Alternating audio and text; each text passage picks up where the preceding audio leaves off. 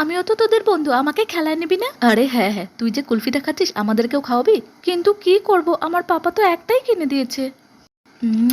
ইস, না জানি কত ভালো খেতে। দাদা, আমার মেয়ের জন্য একটা চকলেট ফ্লেভারের আইসক্রিম দাও তো। হ্যাঁ দাদা, দিচ্ছি।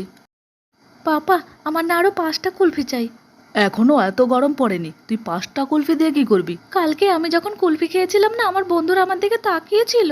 ওরা আমার কাছে কুলফি খেতে চেয়েছিল, কিন্তু আমার কাছে তো একটাই ছিল, তাই দিতে পারিনি।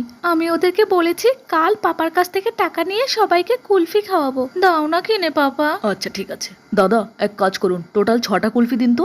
হ্যাঁ হ্যাঁ, দিচ্ছি। 1 4 5 6, এই নিন। এই সবাই এদিকে দেখ, তোদের জন্য কুলফি এনেছি আমি। কাল তোরা খেতে চেয়েছিলি না? সত্যি এনেছিস? এই নাও ছোনা ভাই, নে বল্টু।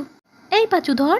গনসা, তুমি কখনো কুলফি খেয়েছো? খেলে ইয়েস লেখো, না খেলে নো লেখো।